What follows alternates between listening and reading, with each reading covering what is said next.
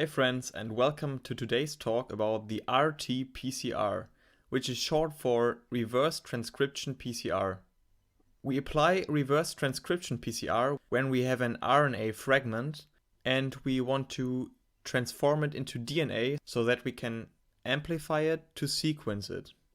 This is, for example, applied when we have to check if a person is infected by a virus. Since many viruses contain RNA, we first have to extract the RNA and with reverse transcription generate DNA, and then we can amplify the DNA with PCR. We use reverse transcription PCR, for example, nowadays in the 2020 COVID-19 coronavirus, when we test patients whether they are infected with the virus or not. In the normal transcription procedure, DNA serves as a template and RNA is transcribed out of DNA. However, in reverse transcription, it is the opposite. We have an RNA template here, and with reverse transcriptase as an enzyme, we can generate DNA out of RNA. And how this is done, I will show you now in detail. So first we split the RT-PCR into two steps. First we have the reverse transcription. And what happens here is that we need the primer to anneal to the RNA template.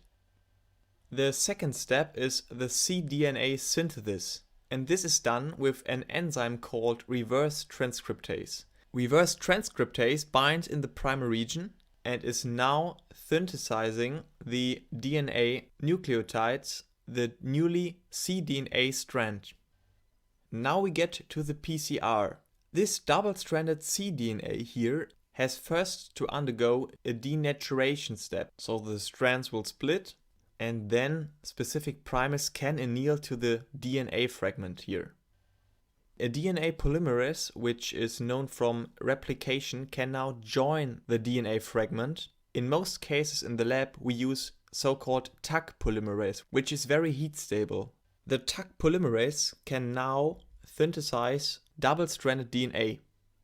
If we repeat several different cycles, we can generate multiple fragments of DNA out of one. If one DNA fragment serves as a template, in the second cycle we have already 2 DNA fragments, and in the third cycle we already have 4, and so on and so forth. If you want to know more about the PCR step, I made a video about that, which I just put in the video description. So you can watch the video where I talk about PCR more in detail later. Finally, I would like to conclude what do we need for the reverse transcription PCR when we go in the lab. So first, of course, we need our RNA sample. Secondly, we need the primers. Further, we need the enzyme called reverse transcriptase, which will generate cDNA out of our RNA fragment. We need dNTPs for the synthesis, of course.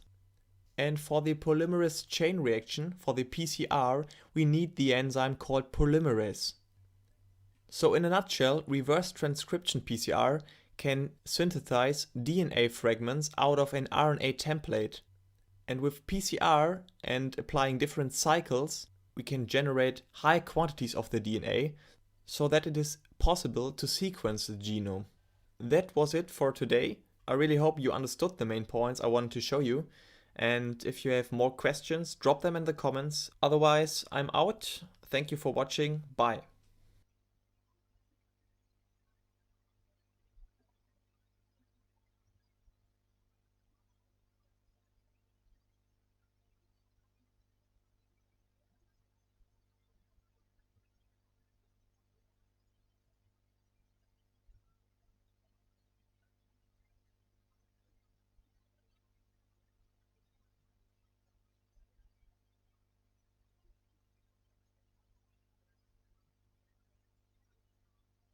COVID-19 diagnostics, performing a nasopharyngeal or oropharyngeal swab. It is essential to follow proper infection control measures when samples are collected from patients with a suspected coronavirus infection. Among other things, the examiner should wear an N95 respirator mask, gown, protective goggles, and gloves. To save resources, we will refrain from using each of these items in this video and instead only show the technical details of sample collection. Let's begin with the nasopharyngeal swab. The patient should be alert and cooperative. Allow them to first blow their nose. The patient should sit in a relaxed and comfortable position during the sample collection process. Tilt the patient's head back slightly and support it with your non-dominant hand. If necessary, lean the patient's head against a wall to minimize jerky movements. Stand slightly offset from the patient to avoid the risk of contamination in case of a sudden cough or sneeze. Be sure to advise the patient of potential discomfort during sample collection and let the patient know that they are welcome to close their eyes. Sample collection should only be completed using sterile swabs made from artificial cotton with flexible plastic shafts. Calcium alginate swabs or swabs with wooden shafts must not be used. These materials can inactivate viral particles or inhibit PCR tests. Furthermore, wooden shafts are more likely to cause patient injury. Hold the swab like a pen between the thumb, index, and middle fingers. Maintain a loose grip that allows the swab to accommodate any resistance encountered during sample collection to reduce the risk of injury. Avoid using the following hand position during sample collection. Start by inserting the swab horizontally into the left or right nostril. Carefully advance the swab while maintaining a course that is close to both the septum and the floor of the nose, parallel to the palate. Do not advance the swab upwards, but instead straight back until resistance is felt as the swab reaches the posterior nasopharynx. When collecting samples from an adult patient, this corresponds to a travel distance of approximately 5 to 6 centimeters or 2 inches. Leave the swab at this depth for a few seconds while gently wiping the wall by twisting the swab shaft. Slowly and gently remove the swab. Immediately insert the swab into the sample collection tube, which may contain 2 to 3 milliliters of viral transport media. If a nasopharyngeal swab cannot be collected for any reason, an oropharyngeal sample can be also collected through the mouth. Again, inform the patient that the smear will feel uncomfortable for a short time and may trigger a gag reflex. Ask the patient to open their mouth wide, protrude their tongue forward, and say "ah." Depress the patient's tongue using a tongue depressor. Gently insert the swab into the oral cavity without touching the lips, teeth, tongue, hard palate, or soft palate. These surfaces should be avoided as they are often colonized by a wide range of microbes. Collect the sample from the back wall of the throat. Twist the swab shaft gently but thoroughly, sampling the oropharyngeal wall.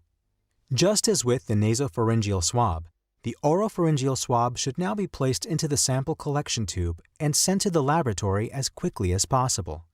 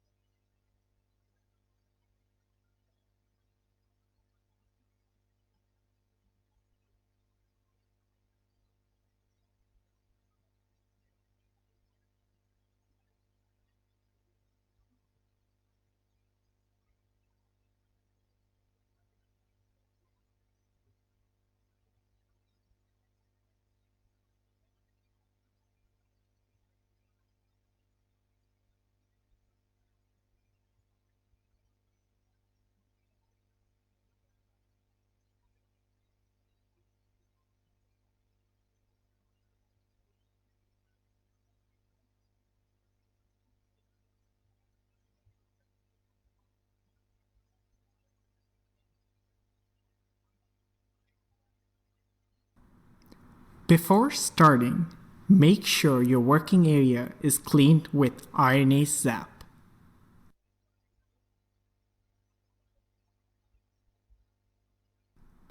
The first step is the homogenization step. Pellet all the bacterial cells growing overnight by centrifuging at 12,000 Gs for 2 minutes. After centrifugation, the Luria broth supernatant is then decanted.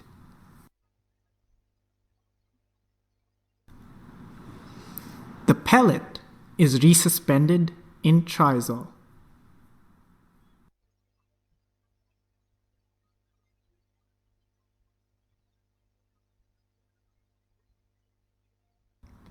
Lyse cells by vigorously pipetting a few times. Centrifuge sample at 12,000 G for 10 minutes at 4 degrees Celsius. All nucleic acids and proteins in the supernatant are transferred to a new tube.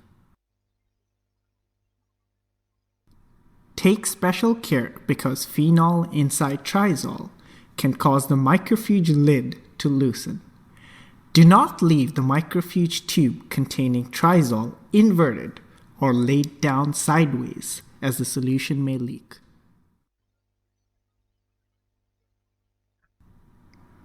Next is the phase separation step. Chloroform is added to the sample. The sample is shaken vigorously and incubated for 3 minutes at room temperature.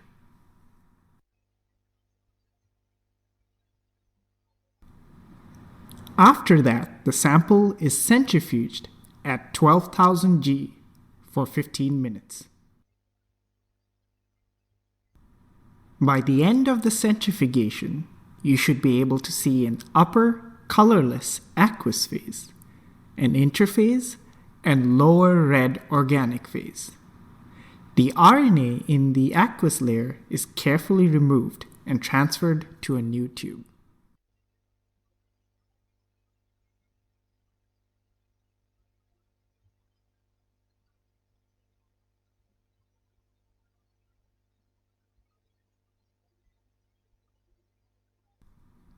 The next step is the RNA precipitation step. 100% isopropyl alcohol is added and incubated for 10 minutes.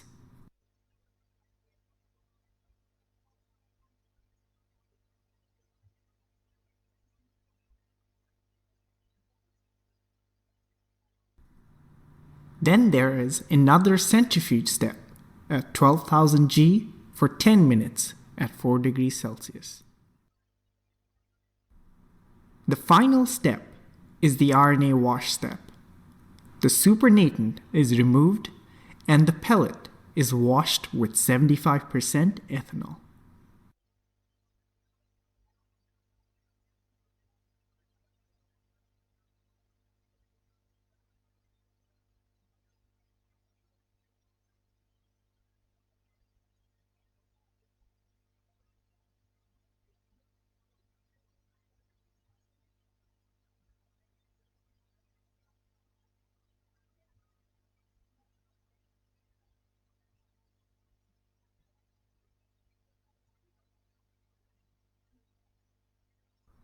The microfuge tube is then centrifuged at 7,500 G for 5 minutes at 4 degrees Celsius.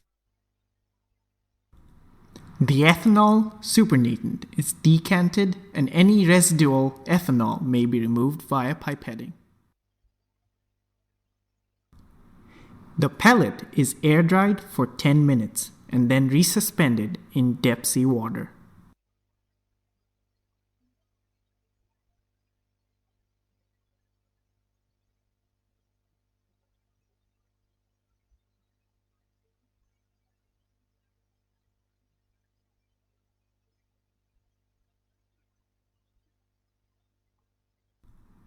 This concludes our tutorial on RNA isolation.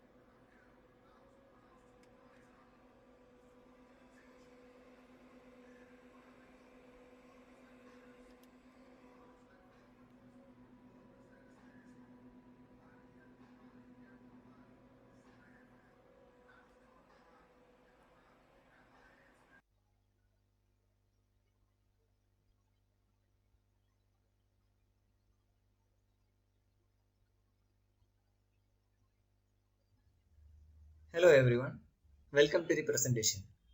Today we are discussing about real-time PCR analysis and the terms used in real-time PCR. If you are new to this channel, please press the subscribe button and click the bell icon to get notified. So let's get started. Today we will be covering the following terms used in real-time PCR. First, see what is baseline. The baseline of the real-time PCR reaction refers to the signal level during the initial cycles of PCR, usually cycles between 3 to 15.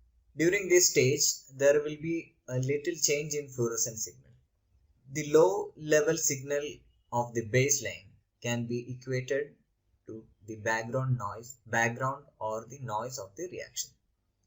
The baseline in real-time PCR is determined empirically for each reaction by user analysis or automated analysis of the amplification plot.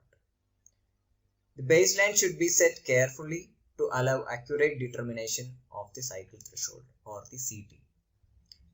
The baseline determination should take into account enough cycles to eliminate the background found in the early cycles of amplification, but should not include the cycles in which the amplification signal begins to rise above the background.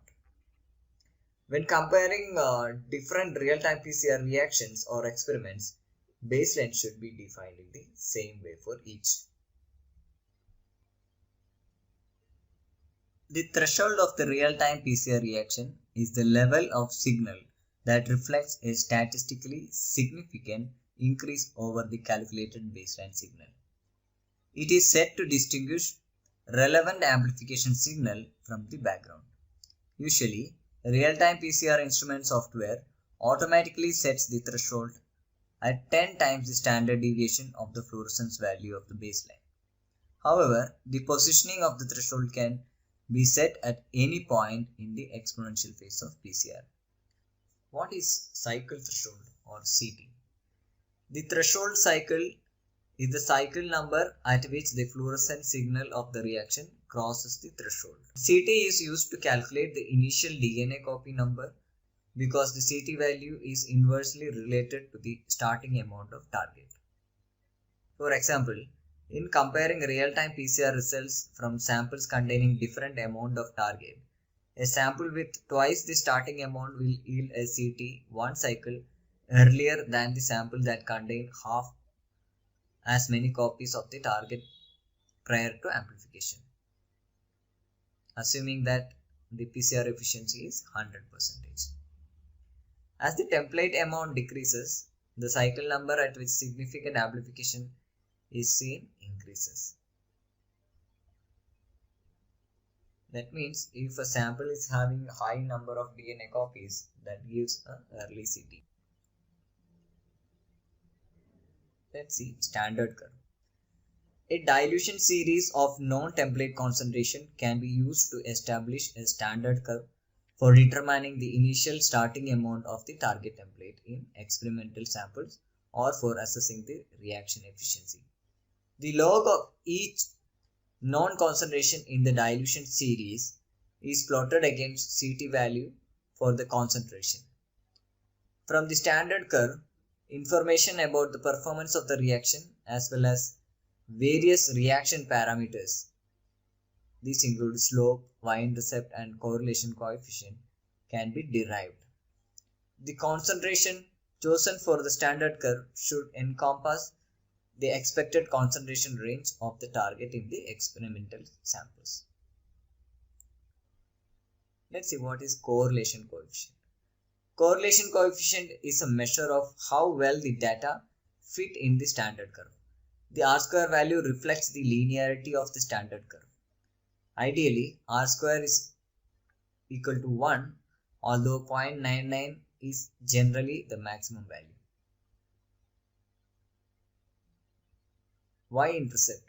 The y-intercept corresponds to the theoretical limit of detection of the reaction or the CT value expected if the lowest copy number of target molecules denoted on the x-axis gives rise to statistically significant amplification. Though PCR is theoretically capable of detecting a single copy of target, a copy number of 2 to 10 is commonly specified as the lowest target level that can be reliably quantified in the real-time PCR applications. This limits the usefulness of the y-intercept value as a direct measure of sensitivity. However, the y-intercept value may be useful for comparing different amplification systems and the targets. Let's see what is amplification plot. The amplification plot shows two phases, an exponential phase followed by a non-exponential plateau phase. During the exponential phase, the amount of PCR product approximately doubles in each cycle. As the reaction proceeds, however, the reaction components are consumed and ultimately one or more components become limiting. At this point, the reaction shows a slowdown and enters a plateau phase. Let's see what is slope.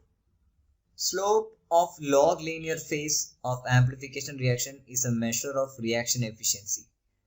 To obtain accurate and reproducible results, the reaction should have an efficiency close to 100 as possible, equivalent to a slope of minus 3.32. So a 100% efficient reaction will yield a slope value of minus 3.32.